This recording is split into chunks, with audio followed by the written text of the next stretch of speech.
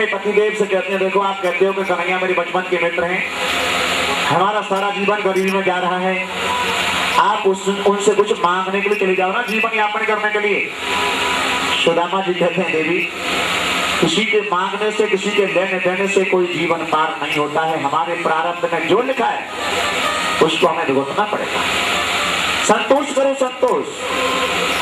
सुशीला कहती है, संतोष की कोई सीमा तो होती होगी, आखिर कब तक संतोष किया जाए। संतोष की सीमा तो होती होगी, जब से घर में पैर रखा है वही फूटे हुए बर्तन दिखाई देते हैं और कुछ नहीं। सुदामा के यहाँ इतनी गरीबी है कि पड़ोसनों के पास सुशीला मांगने जाते हैं तो मांगने से कोई देता नहीं। सुदामा बहाना बनाते हैं, सुशीला जिद करती है। सुदामा कहते हैं, भगवान के यहाँ, गुरु के यहाँ, मित्र के यहाँ जाते हैं तो खाली हाथ नहीं जाना चाहिए। और वो मेरे मित्र भी हैं, मेरे ईश्वर भी हैं, मेरे सखा भी हैं, सब कुछ है। भेंट करने के लिए कुछ मेरे पास नहीं। क्या करूंगा वहां जाकर के, क्या किसकी भेंट करूंगा। यह सुन के तब भामिनी गई पड़ोसन पास, पाव सेर चावल लिए आई सहित होलास। 2-4 घरों से तरह तरह के चावल ला करके, एक बार ठीक है नहीं, तरह तरह के चावल ला करके दिए। क्यों? जब 4 प्रकार के 4 से तरह के चावल लेकर के जब द्वारका में जाएंगे तो मेरे पति को ये नहीं बताना पड़ेगा कि मेरे ऊपर इतनी गरीबी है। वो अपने आप समझ जाएंगे कि इनको भी कहीं से मांग करके लाए हैं। और आज चावल जब ला करके दिए तो बांधने के लिए कोई नया कपड़ा नहीं है। सुदामा के पास में एक ही धोती है, आदि को कांचते हैं और आदि को ओढ़ लेते हैं। यानी नारी उसको ही कहते हैं जो अपने पति को भगवान से मिलने के लिए प्रेरणा दे। वही बहन बेटी उत्तम श्रेणी की बहन बेटी है, भगवान से मिलने के लिए, धर्म कार्य अनुष्ठान करने के लिए अपने पति को प्रेरित करती है। और सुशीला ने किस प्रकार से अपना जीवन गुजारा, मेरे कहने का भाव तो उन्होंने सुखों के लिए फरियाद नहीं की, अपने सुख के लिए फरियाद नहीं, लेकिन फरियाद यह है कि तुम भगवान से जाकर के मिलो। और सुशीला की कथा को, सुदामा की कथा को बहन बेटी सुन तो लेती है, लेकिन इसके ऊपर अमल नहीं करती। शाम को अगर भोजन नहीं है तो सुशीला और बच्चों को भूखा सोना पड़ता, लेकिन ये नहीं कहती कि नाक भटियारी का शादी कर ली, लेके आ, कहूं से लेके आ, क्यों शादी की, कोने में बांध लिया। धोती पुरानी है, आदि को कांच रखा है, आदि को ओढ़ लिया है। और सुदामा अब भगवान से मिलने जा रहे हैं, द्वारकापुरी को जा रहे हैं। चलते चलते शाम होने को आ गई, एक वृक्ष की छाया के नीचे आराम करने लगे। भगवान जान गए मेरा भक्त मुझसे मिलने के लिए आ रहा है। अपनी इच्छा से अगर चलता रहा तो इसकी सारी जिंदगी निकल जाएगी, लेकिन मेरे पास तक पहुंचने वाला नहीं। भगवान ने योग माया से कहा, योग पाए, मेरा भक्त सुदामा मुझसे मिलने के लिए आ रहा है, आप ऐसा करो, सोते सुदामा को द्वारका के बगीचों में ला करके सुला दो।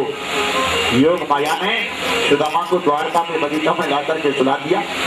यूपी में कहते हैं है, किसी वस्तु को कहते हैं ये वस्तु है, हरियाणा में कहते हैं से जगह है, वहां के लोग कहते हैं ये द्वारका छे। कहने का भाव उनका कि द्वारका ही है, लेकिन वो कहते हैं कि द्वारका छह। सुदामा ने दोनों हाथ सर के ऊपर रख लिए, तब मैंने तो ये सुना था कि द्वारका एक ही है, लेकिन यहाँ तो द्वारका छह निकली, अब मैं कौन सी द्वारका में जाऊं। अरे भैया ये कौन सी द्वारका है। वहां के लोग कहते हैं वही द्वारका छह जिसमें कृष्ण छह। अब ये फजीयत और हो गया, अब कृष्ण भी छह हो गए। एक ने कहा भाई ये उधर का रहने वाला है, ये छेवे को नहीं समझेगा। अजी साहब ये वही द्वारका है जिसमें भगवान कृष्ण रहते हैं। अब तो समझे, हाँ अब तो तसल्ली हो गई। तो अपने कन्हैया से जाकर के ये कह दो कि आपका मित्र सुदामा आपसे मिलने के लिए आया है। वो लोग सुदामा को देख करके हंसने लगे, अरे भैया देखो तो सही, ऐसे भी भगवान के मित्र हैं कि इनके पास पहनने के लिए कपड़े भी नहीं है। और कन्हैया कन्हैया मत करना, कहीं भूल में बैठे हो, उनका नाम यहाँ कन्हैया नहीं है तो क्या कहते हैं उनको, अरे उनका नाम बहुत लंबा हो गया, क्या राजा राज योगी राज कृष्णचंद्र भगवान। सुदामा कहते हैं धन्य रे पैसा तेरी लीला, हमारे यहाँ तो उसको कोई कन्हुआ कहता था, कोई कन्हैया कहता था, और पैसा हो गया, पैसे वाला हो गया, नाम भी पता लग गया। ऐसा यानी माया ऐसी के नाम को बदल देती है। अरे भैया तुम्हारे यहाँ हमें तो कहीं एडमिशन लेना पड़ेगा तब कहीं ये नाम सीखने में आएगा, हमारे बस की बात नहीं है कि राजा राज योगी राज कृष्णचंद्र भगवान ऐसे कहें। अरे जाके ये कह दो आपका सुदामा नाम का मित्र आपसे मिलने के लिए आया है। द्वार बालों ने जाकर के कहा महाराज आपका मित्र मिलने के लिए आया। कौन? शीश प्रदान जगातन में प्रभु जाहि गुआहि बसो के ही ग्रामा धोती फटी सिलती दोपटी पाय उपायन की नहीं सामा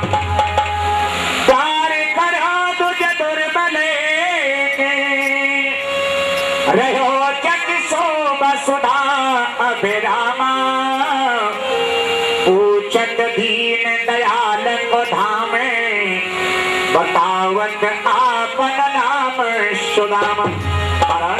सुदामा नाम का मित्र आपसे मिलने के लिए आया है। और सुदामा का नाम सुना तो जैसे हस्तिनापुर में द्रौपदी का सिर बढ़ाने के लिए मैं ठाकुर दौड़ करके आए, उसी प्रकार सुदामा से मिलने के लिए दौड़ते हुए चले आ रहे हैं। खड़ांगों को छोड़ दिया, पीताम्बर को छोड़ दिया और आते ही दरवाजे पर मेरे प्रभु सुदामा से मिले और सुदामा को गोद में उठा दिया। भैया सुदामा मैंने मेरी भक्ति के पीछे बड़ा कष्ट उठाया, तू पहले ही क्यों नहीं आ गया?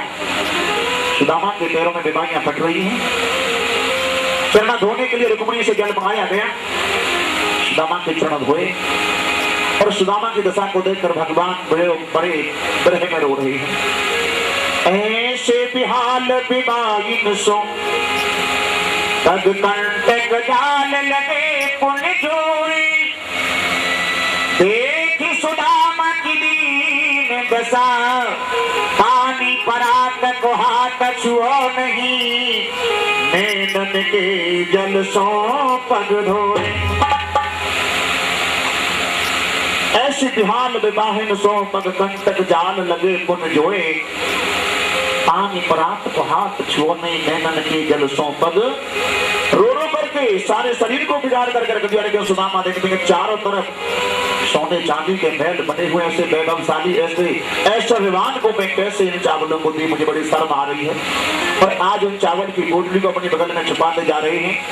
भगवान श्याम सुंदर कहते हैं सुदामा जी चोरी तो हमने भी खूब बाल बंद की है, लेकिन अब चोरी करना तो हमने छोड़ दिया। लेकिन तुम्हारा तो बुढ़ापा आ रहा है, तुम तो अभी चोरी करना नहीं छोड़ रहे, क्या छुपा रहे हो? और जैसे उस चावल की पोटली को जबरदस्ती छुड़ाया, धोती पुरानी थी, धोती फट गई, चावल फैल गए। अब भगवान दो मुट्ठी चावल खा जाते हैं, तभी रुक्मिणी आ जाती है। तीसरी मुट्ठी खाना चाहते थे, तभी रुक्मिणी ने हाथ पकड़ लिया। ठहर जाओ प्रभु, मैं आपसे मना नहीं करती। दो मुट्ठी चावल भले खा करके तुमने सुदामा को 2 लोग का राजा बना दिया। हाथ गढ़ो पट को कमला अब नाथ कहा तुमने चितधारी रंग हुआ समान कियो अब चाहत आपन हो न भिखारी। 2 मुट्ठी चावल खा करके तुमने सुदामा को 2 लोग का राजा बना दिया है। तीसरी मुट्ठी भले ही खा लेना, लेकिन अपने लिए कोई झोंपड़ी की सुविधा कर लियो, अपने रहने के लिए कोई झोंपड़ी डाल लो। भगवान कहते हैं रुक्मिणी ये तुमने अच्छा नहीं किया। दुनिया के लोग ये कहते हैं कि भगवान की भक्ति करने वाले गरीब होते हैं, लेकिन दुनिया के लोगों को मैं ये दिखा देना चाहता हूँ कि पागलो भगवान की भक्ति करने वाले 3 लोग के राजा बन जाते हैं। कि भामन मोरी छिमाए भली विधि कौन रहो जग में नर रंका लोग कहे हर भक्त दुखी हमसे सहजातन यही कलंका। इसको मैं ये दिखा देना चाहता हूँ कि भगवान की भक्ति करने वाले 3 लोग के राजा बन जाते हैं। इस प्रकार से आज बहुत देर हो जाती है, लेकिन सुदामा अपने मन की बात नहीं बता रहे। क्या नहीं बता रहे? सुदामा तो ये नहीं बता रहे कि मैं कुछ तुम्हारे यहाँ मांगने आया हूँ, पर भगवान कहते हैं सुदामा तू अपने मन की बात नहीं बता रहे हो, तो मैं हूँ अपने मन की ना बता रहा हूँ। अपने मन की क्या है? मेरे मन की है कि मैंने तुम्हारे यहाँ कुछ भेज दिया है, मैं इस बात को नहीं बताऊंगा, तो इस बात को मत बता रहे कि मैं कुछ लेने के लिए आया हूँ। सारी रात्रि बातचीत हुई, लेकिन शाम के जब भोजन में अपने अपने यहाँ से प्रत्येक रानी भोजन की थाली सजा करके ला रही है। 16,108 रानियों की लाइन लग रही है भोजन वाले लाने वालियों की। भगवान के पास में बैठे हुए सुदामा ने दोनों हाथ सर के ऊपर रख ले। धन्य कन्हैया तेरी लीला, सारी जिंदगी तो रूखे चूके टिकड़ा खिला करके मार दिया, अब एक साथ ढेर लगाए देता है। अगर एक एक थाली मेरे पास भेजता तो कम से कम 42.5 वर्ष कट जाते। बोलो जय श्री कृष्ण। लेकिन लेन देन की बात नहीं हुई। अब सुदामा जी विचार करते हैं जिसके लिए आया था वो काम तो हुआ नहीं, अब इसको याद दिलाई जाए। क्या याद दिलाई जाए? भैया कन्हैया, तेरी भाभी तुम्हें बड़ा प्यार करती है, शायद भाभी का नाम लेने से कुछ लेन देन की चर्चा है भी लग जाए। लेकिन भगवान कहने लगे हाँ भैया, देवर के ऊपर भाभी का प्रेम तो होता ही है। लेकिन लेन देन की कोई बात नहीं हुई, सारी रात्रि बात होती रही। अब सुबह हुआ, सुदामा जी कहते हैं कि दीन दयाल बेटा करियो, घर भामने काग उड़ावत होगी। महाराज अब हमें विदा करो, हम अपने सुदामापुरी को जा रहे हैं। भगवान कहते हैं आप जैसे ब्राह्मण घर में बार बार नहीं आते, और जो कुछ आप देख रहे हो वो आप जैसे ब्राह्मणों की कृपा का फल है। भगवान करो धरणी धरो हम विप्र प्रसादात, धरणी धरो हम विप्र प्रसादात, कमला बरो हम विप्र प्रसादात, अजितो जितो हम विप्र प्रसादात, मम राम नाम। रुक्मिणी का स्वयंवर, रुक्मिणी के साथ मेरी शादी हुई तो एक आप जैसा ही ब्राह्मण चिट्ठी लेकर के आया था। जो कुछ भी आप देख रहे हो वो आप जैसे ब्राह्मणों की कृपा का फल है। बार बार नहीं आते, मेरी घरवालियों को आशीर्वाद दे जाओ। और आशीर्वाद देने के लिए सुदामा के लिए ऊंचा आसन बनाया। सुदामा जी आसन पर बैठ गए। पहली रानी आशीर्वाद लेने के लिए आई, साष्टांग प्रणाम किया, सर के ऊपर हाथ रख करके आशीर्वाद दे रहे हैं कि सप्त पुत्रवती भव, 7 पुत्रों वाली हो जाओ। बस पहले ही आशीर्वाद पर भगवान ने सुदामा को रोक दिया, सुदामा रुक जाओ। 10-10 बालक और एक कन्या तो इनके पहले ही सबके हो गई है, यानी 11-11 संतान इनके हो गई हैं। और तुम कहते हैं 7 पुत्रों वाली हो जाओ, क्या 4 को मारने के लिए घूम रहे हो? अब तो सुदामा को अपना आशीर्वाद बदलना पड़ा। 10 पुत्रवती भवा, 10 पुत्रवती भवा, 10 पुत्रवती भवा। लेकिन आशीर्वाद लेने वालियों की लाइन कम नहीं हो रही है, आशीर्वाद देते देते थकते जा रहे हैं। 10 शब्द को निकाल दिया, पुत्रवती भवा, पुत्रवती भवा। और अब तो लाइन और जोर से चली आ रही है, तो पुत्र शब्द को निकाल दिया। और सुदामा कहते हैं भवा भवा भवा। भगवान हंसने लगे, क्यों सुदामा जी, कौन से वेद को आशीर्वाद है? सुदामा जी का तो वेद की पर है, जान से जीत रही है। जो बता कितनी रानी है? भगवान कहने लगे ये पूछो कितनी आई है? 16,108 है, अभी तो 2,500 आई है, काई को चिंता कर रहे भैया। सुदामा जी कहने लगे भैया मैं जोड़ू तेरे हाथ, सबन में लाके सामने खड़ी कर दे, मैं तो एक समय सबन में दोनों हाथों से आशीर्वाद दे दूंगा। अपने सभी रानियों को आशीर्वाद दिलाया। आशीर्वाद देकर के सुदामा जब चल रहे तो भगवान विदा करने जा रहे हैं सुदामा को। पहले सुदामा जब द्वारका में आए तो भगवान दौड़ करके उनसे मिलने के लिए गए, पर अब सुदामापुरी को जा रहे हैं। तो 1.25 रुपया अगर दक्षिणा को दें तो 16,108 के लगभग 21,000 रुपया हो जाते। कह दो जय श्री कृष्ण। जय श्री कृष्ण। कुछ नहीं मिला। अब सुदामा अपनी सुदामापुरी में आए तो झोंपड़ी की जगह पर महल बने हुए। सुदामा जी जान के भाई बुढ़ापे में डुकरिया ने बड़ा बुरा किया, बुढ़ापा आ गया, हमें बहाना बना करके द्वारका भेज दिया और कहीं हो गई रघुचंदर। विचार करते हैं सुदामा जी, अरे कहाँ गई रे और मेरी टूटी झोपड़िया,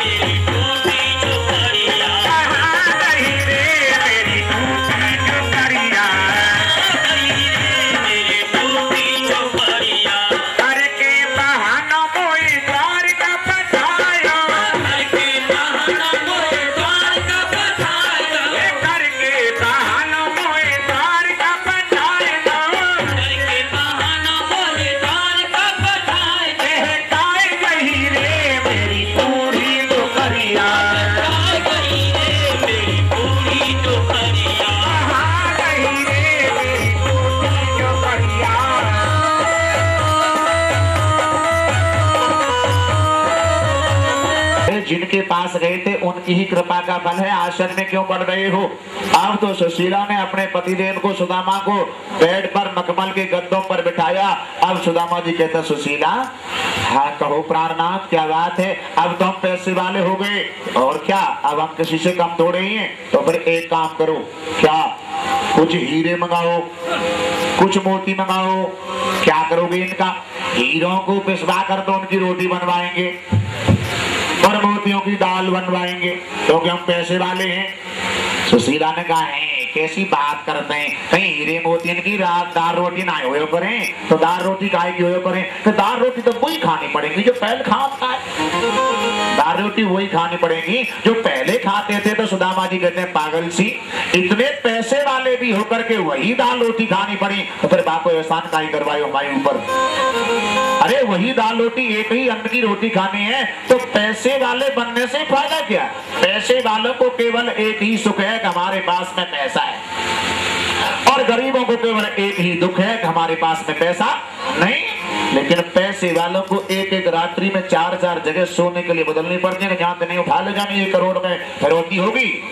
पैसे वाले बड़े चक्कर में हमारे मथुरा के सुबह 8 बजे नींद खुली, बस सुदामा जान गए कि अगर हम लक्ष्मी का उपभोग इस प्रकार से करते रहे तो भगवान हमारे हाथों से निकल जाएंगे। और हाथ जोड़ के कह दिया त्वदीयम वस्तु गोविंद त्वमेव समर्पये, गोविंद अपनी अमानत को आप ही संभालो, हम इसका उपभोग नहीं कर सकते। और सुदामा ने दोबारा झोंपड़ी डाल करके भजन करना आरंभ कर दिया।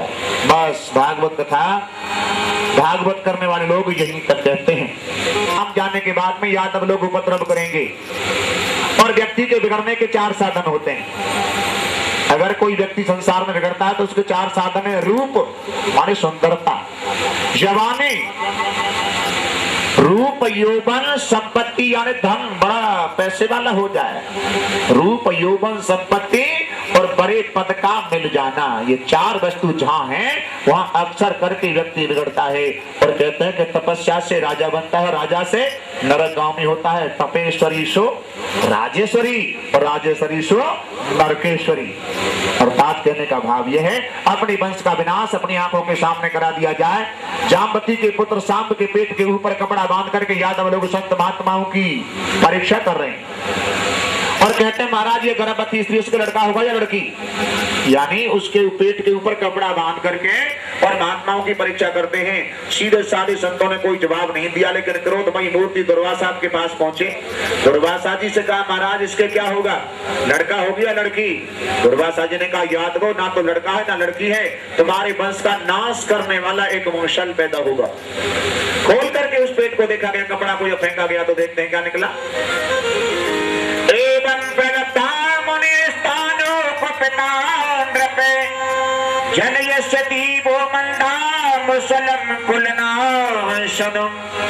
यादव तुम्हारे वंश का नाश करने वाला एक वंशज पैदा होगा। लोहे का टुकड़ा निकला, उसको घिस घिस करके समुद्र के किनारे फेंका गया, उसके सरकंडे बन गए। छोटा सा टुकड़ा रह गया, उसको समुद्र में फेंक दिया, उसको मछली निकल गई। मछली को शिकारी पकड़ ले जाएगा, शिकारी उसका पेट चीरेगा और उसमें वो छोटा टुकड़ा निकलेगा। शिकारी अपने बाण की नोक पर छोटे टुकड़े को लगा लेगा और थोड़ी देर बाद यही बाण भगवान के चरणारविंद में जाकर के लगेगा। अब लीला बन जाती है, भगवान सभी वंश वालों को लेकर प्रवास क्षेत्र में आते हैं। वहां आते ही एक दूसरे की बुद्धि बिगड़ जाती है, किसी की बात नहीं सुहाती है। और वहां आते ही जैसे बुद्धि बिगड़ गई तो सरकंडे उखाड़ करके एक ही मारते हैं और एक में ही गोविंदाय नमो नमः। अपने वंश का विनाश भगवान ने अपने नेत्रों के सामने, आंखों के सामने करवाया। उनको ही ईश्वर कहते हैं, उनको ही ब्रह्म कहते हैं, उनको परमात्मा कहते हैं। सुख दुख के समाकृत्वा लाभा लाभो जया जयो। भगवान का वंश विस्तार इतना है, भागवत में इसकी संख्या नहीं लिखी है, लेकिन ये संख्या लिखी है कि 3,88,000 आचार्य भगवान के बच्चों को पढ़ाने के लिए, वंश वालों को पढ़ाने के लिए आते थे। इतना बड़ा वंश विस्तार है और इतने बड़े वंश का विनाश अपने नेत्रों के सामने करवाया और अंतिम चैन की श्वास एक वट वृक्ष के नीचे ली और अपने दाहिने पैर को बाएं पैर के ऊपर रख लिया। करारविंदम न पदारविंदे, करारविंदम न पदारविंदे, मुखारविंदे विनवेशयन्तम् बटस्य पत्रस्य पुटे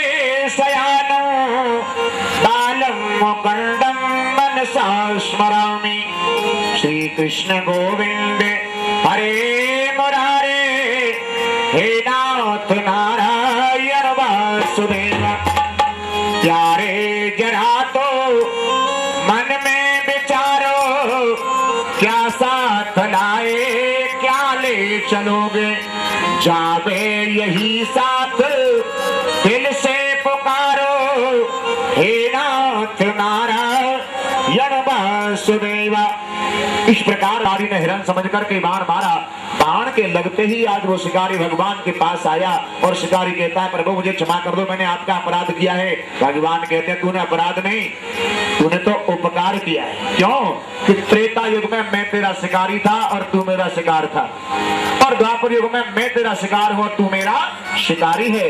अर्थात वही बाली या बहेलिया बन करके आया है तो किए हुए का भुगतान तो भगवान को भी चुकाना पड़ा है। जो जैसा करता है वैसा ही फल प्राप्त होता है। भगवान परम धाम वैकुंठ को चले जाते हैं। आज 7वां दिन है और जो कथा मैंने आपको सुनाई कि परीक्षित को तक्षक सर्प के डसने का साप लगा था, आज वो तक्षक सर्प परीक्षित को डसने के लिए आ रहा है। कश्यप नाम के ब्राह्मण उसका इलाज करने आ रहे हैं। तक्षक का और कश्यप का दोनों का मिलन हुआ। कहने लगे तुम कहाँ जा रहे हो? तक्षक ने कहा मैं परीक्षित को डसने जा रहा हूँ। और तुम कहाँ जा रहे हो? कि मैं उसका इलाज करने जा रहा हूँ। तक्षक ने कहा मैं जिसको एक बार डस लेता हूँ उसको दुनिया में कोई बचाने वाला नहीं है। और कश्यप नाम के ब्राह्मण कहते हैं कि मैंने जिसका इलाज किया है उसको मारने वाला भी नहीं। परीक्षण किया गया। जंगल में हरा भरा वृक्ष था, उसके ऊपर तक्षक सर्प ने फुसकार मारी, वो वृक्ष सूख गया। और कश्यप नाम के ब्राह्मण ने उसका इलाज किया, उसका उपचार किया, वृक्ष दोबारा से हरा भरा हो गया। तक्षक जान गया ये परीक्षित को मरने नहीं देंगे और कह दिया तुम्हें धन चाहिए ना? तक्षक पुण्य शोभे प्रभवन अब तेरा। धन को लेकर के ब्राह्मण देव लौट जाते हैं और तक्षक सर्प ने निमित्त मात्र के लिए नाक में परीक्षित महाराज को डसा। परीक्षित की मुक्ति हो गई। लेकिन एक दृष्टांत परीक्षित का कल्याण करा गया। हर कथा के प्रसंग पर, हर चैप्टर पर, हर दृष्टांत पर परीक्षित शंका करते हैं ऐसा क्यों हुआ, ऐसा। जब तक परीक्षित के अंदर संसार रहा तब तक तो वो शंका पर शंका खड़ी करते चले गए। और तुम्हारे वंश का राजा जंगल में शिकार खेलने के लिए गया और शिकार का पीछा करते करते वो सुदूर जंगल में पहुंच गया और उसको दिन छुप गया। और जब लौट रहा था तो उस जंगल में एक झोंपड़ी है। झोंपड़ी का मालिक है चांडाल और उस झोंपड़ी के अंदर मलमूत्र का भरा हुआ घड़ा रखा है। ऐसी कहता है कि भैया एक रात मुझे इसमें काट लेने दे, सुबह होते ही मैं इसको छोड़कर चला जाऊंगा। वो चांडाल ये कहता है कि एक रात की कहकर के सब लोग आते हैं, लेकिन झोंपड़ी में आने के बाद कोई निकलना नहीं चाहता। निकलने की कोशिश क्यों नहीं करता? ये दृष्टांत सुना तो पराजन परीक्षित कहते हैं कि महाराज अब तक तो मुझे तक्षक सर्प का बैठा, लेकिन अब पूरा नागवंश आ जाए तब भी मेरा कोई कुछ बिगाड़ने वाला नहीं। शरीर का मरण होगा और आत्मा से तो मैं नित्य मुक्त हूँ, आत्मा किसी के बंधन में नहीं है। आज इस प्रकार से जन्मेजय ने ये सुना कि मेरे पिता परीक्षित को तक्षक ने डस लिया है, तो उसी समय जन्मेजय ने एक यज्ञ आरंभ करवाया। जन्मेजय जब यह सुन पावा,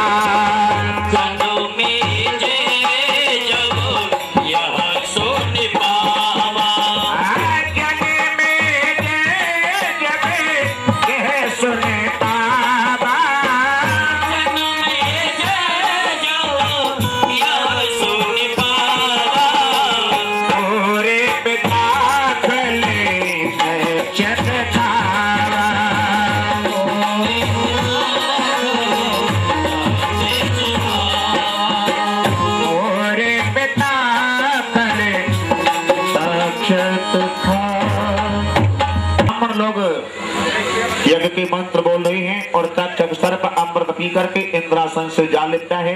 निरपराध सर्पों की आहुति हवन कुंड में होने लगी। आचार्य लोग कहते हैं राजन तक्षक तो अमृत पी करके इंद्रासन से जा लेता है, उसकी मृत्यु नहीं हो सकती। जन्मेजय ने कहा आचार्यों ऐसे वेद मंत्रों का आह्वान करो कि हवन कुंड में तक्षक इंद्रासन के सहित पास नहीं आ जाए। ऐसे वेद मंत्रों का आह्वान किया गया। इंद्रासन के सहित तक्षक वन कुंड के पास आ गया। आचार्य कहते हैं महाराज अगर वेद मंत्रों के आह्वान से तक्षक की मृत्यु हो जाती है तो अमृत की महिमा चली जाएगी, और अगर मृत्यु नहीं होती है तो वेद मंत्रों की महिमा चली जाएगी, अर्थात इस यज्ञ को यहीं पर बंद करा दिया जाए। आस्तिक मुनि के द्वारा उस यज्ञ को वहीं पर बंद कराया गया। सुखदेव जी का पूजन किया गया। आज की कथा को यहीं पर विराम दिया गया। अब एक एक करके जहां भागवत जी नीचे रखी है वो रोली, चावल, फूल, बतासे जो कुछ भी है वो सब नीचे रखा हुआ है। अपने आसन से खड़े होंगे और भागवत जी का पूजन करके एक एक परिक्रमा करके अपनी जगह पर सब बैठ जाएंगे। सभी देखा जाएगा तुम्हें अपना बना बैठे, तुम्हें अपना बना बैठे, जो होगा देखा जाएगा।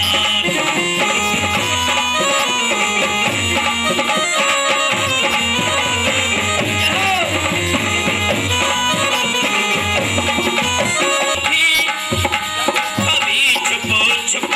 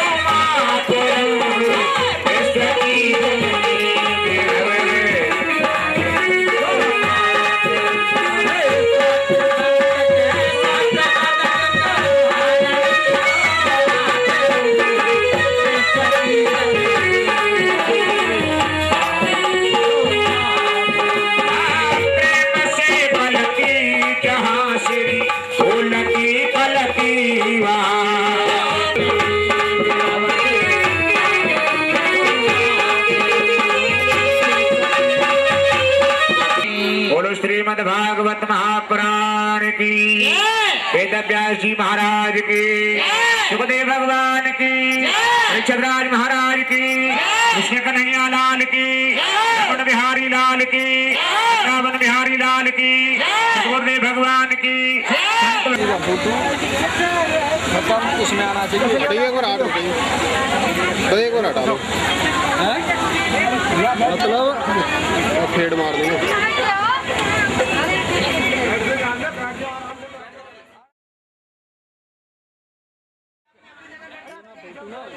आना चाहिए जैसे, हाँ जी।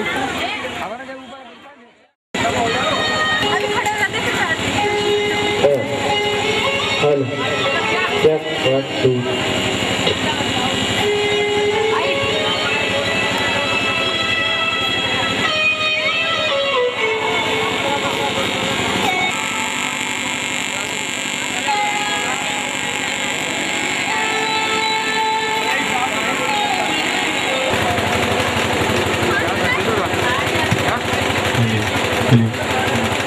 आओ जी।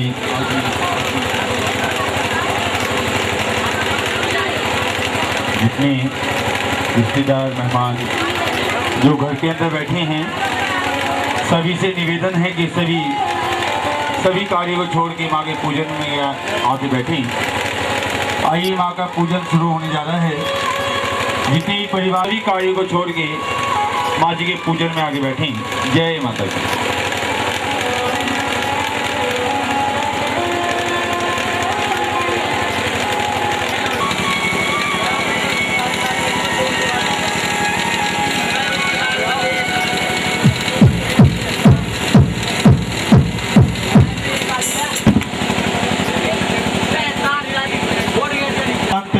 अभिषेद्यर्थो पूजतो या श्राश्रय सर्वज्ञस्तस्मै गणाधिपतये नमः। हरि ओम। गणानां गणपति गंगवामहे, प्रियाणां प्रियपति गंगवामहे, निधीनां निधिपति गंगवामहे। दशो ममाहं जान गर्भदम्मा त्वं जासि गर्भदम्मा। अम्बे अम्बिके मालिके नमामि यत्कृष्ण शशद्वः सुभद्रिकां काम्पी लवासिनीं मा। हेमनिन्द्राय देवी वरदश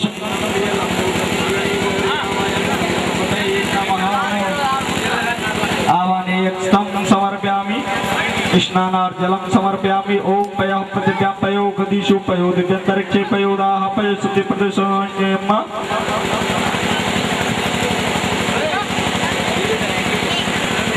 ओम गंगाद्वारं द्वाराधिष्ठां नित्यपुष्टां करी श्रीं श्रीं सर्वभूतानां तां रूपै श्रियं।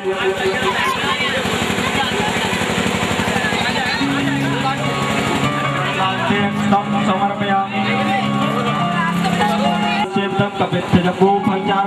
उमासुतं शोकविनाशकारिकं नमामि वेङ्कटेश्वरपादपङ्कजम्।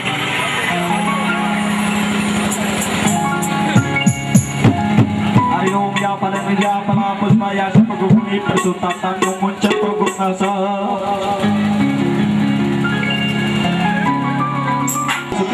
नर्मदा सिंधु कावेरी जलेस्मिन् सर्वकुरु। देवताभ्यो नमः, कलशदेवताभ्यो नमः। आवाहनेयं समर्पयामि, स्नानार्जलं समर्पयामि।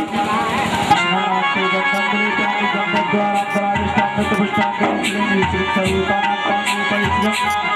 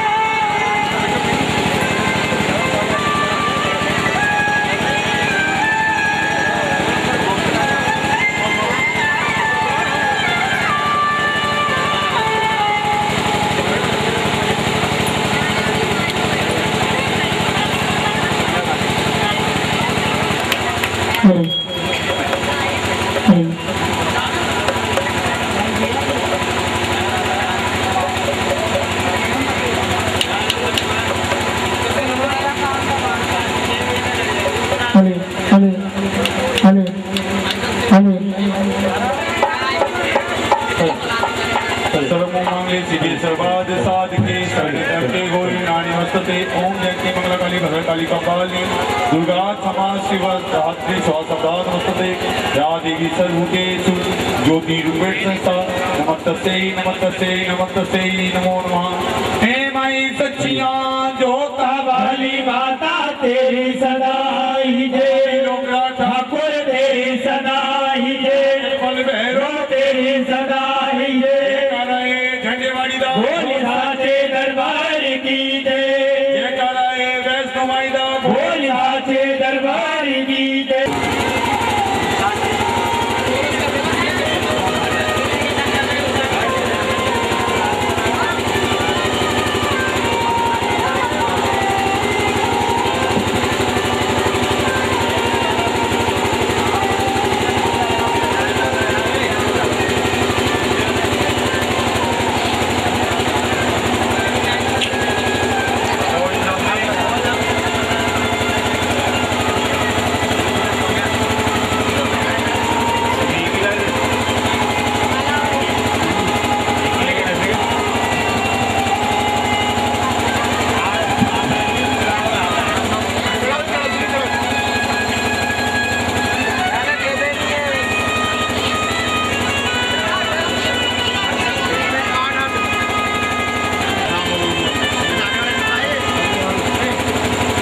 और जी चंद्रभान जी ने माँ के चरणों में माँ जी की ज्योति का प्रकाश कराया है।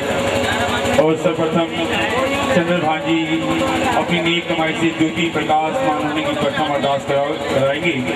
उसके पश्चात जितने आए सद्भक्त सभी बारी बारी माँ की ज्योति को माथा टेकेंगे, तिलक लगवाएंगे और जिन्होंने अरदासें करानी है अरदासें कराएंगे। सबसे पहले चंद्रभान जी अपनी नेक कमाई से ज्योति प्रकाश मान होने की प्रथम अरदास कराते हैं। अरदास करा रहे हैं माँ जिसकी मनोकामना भावना को लेकर बच्चे अरदास करा रहे हैं। बच्चों की सभी मनोकामना पूरी करना, परिवार में वास करना, ज्योति का प्रकाश करना, सदा बच्चों के अंग संग रहना। बोल सच्चे दरबार की जय, सच्चे दरबार की जय। जाओ सभी सच्चे दरबार की जय। और जी सभी भाई भाई शिवनारायण जी की अरदास माँ की सुनने के बाद माँ बच्चे की सभी मनोकामना पूरी करना, परिवार में वास करना, ज्योति का प्रकाश करना, सदा बच्चों के अंग संग रहना। और तुम्हें बच्चे की अरदास गुप्त अरदास माँ की सुनने के बाद माँ बच्चे की सभी मनोकामना पूरी करना, परिवार में वास करना, ज्योति का प्रकाश करना। बोल सच्चे दरबार की जय।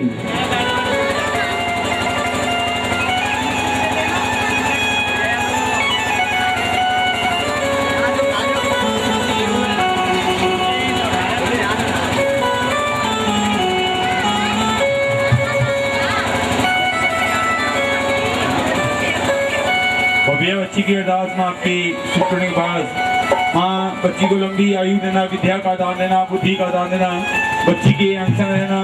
बोल सच्चे दरबार की जय। सचिन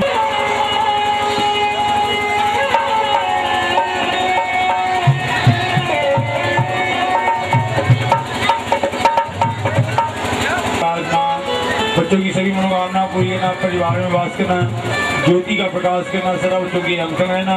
बोल सच्चे दरबार की जय। और ज्योत के ऊपर से हाथ ना फेरे, दूर से माथा टेके सभी। और तुम्हारे बच्चों की अरदास माँ की सुखने पास माँ जी जिसमें मनोकामना भावना को लेकर बच्ची आपके चरणों में आपके नाम की अरदास करा रही है। बच्ची की सभी मनोकामना पूरी करना। मनोज जी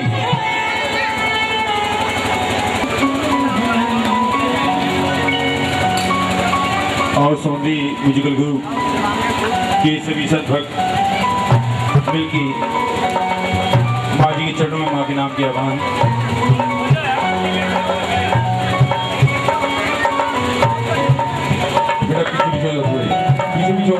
साचे दरबार की जय। बड़ी श्रद्धा प्रेम भाव से माँ जी के बच्चे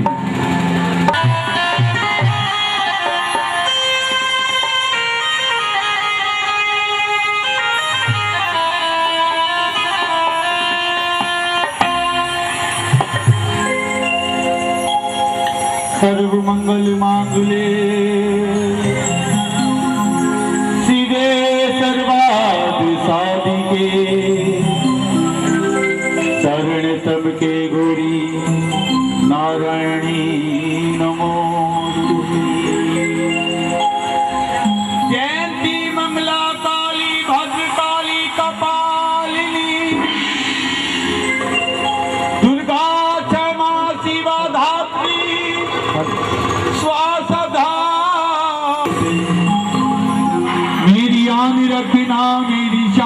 रखना, मेरी मैया बेटे का तुम ध्यान रखना, बनाना मेरे भाग दुख दूर करना, तू है लक्ष्मी मेरे भंडार भरना, ना निराशा से कभी तुम मुझे लौटाना, सदा बैरियों से मुझे तुम बचाओ, दास के कष्ट मिटाओ, दास की रक्षा को सदा सिंह चढ़ी माँ।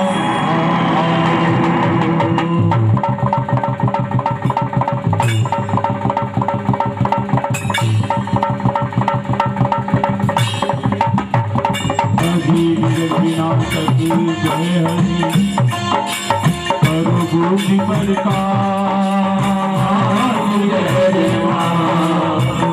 जो नाम गाने सिखा पूरी हो सब तारे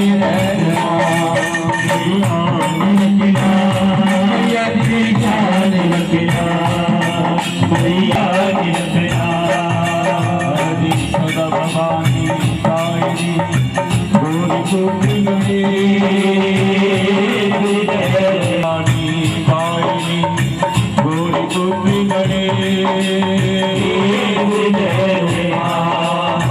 वासुदेव रक्षा करे ब्रह्मा विष्णु महेश जय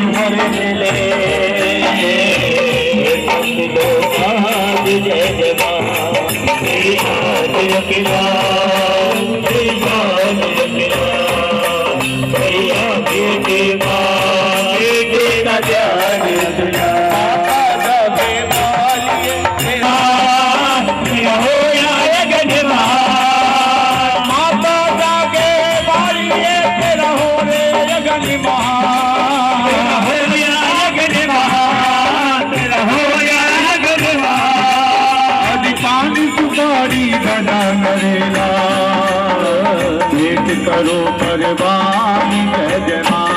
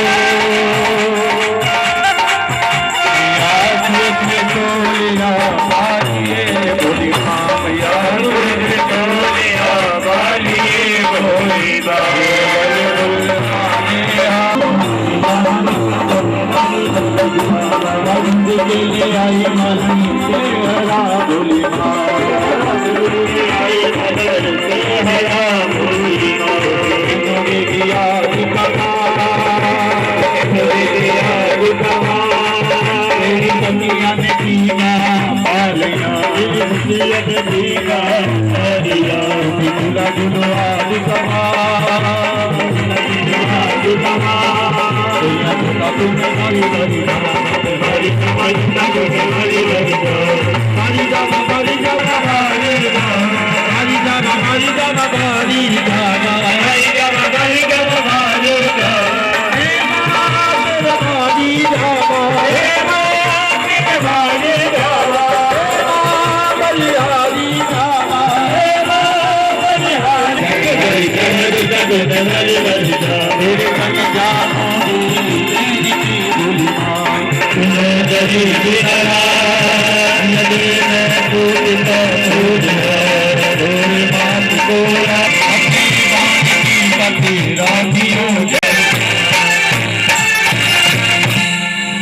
और जी ये थे माँ जी के नाम के अबान। अब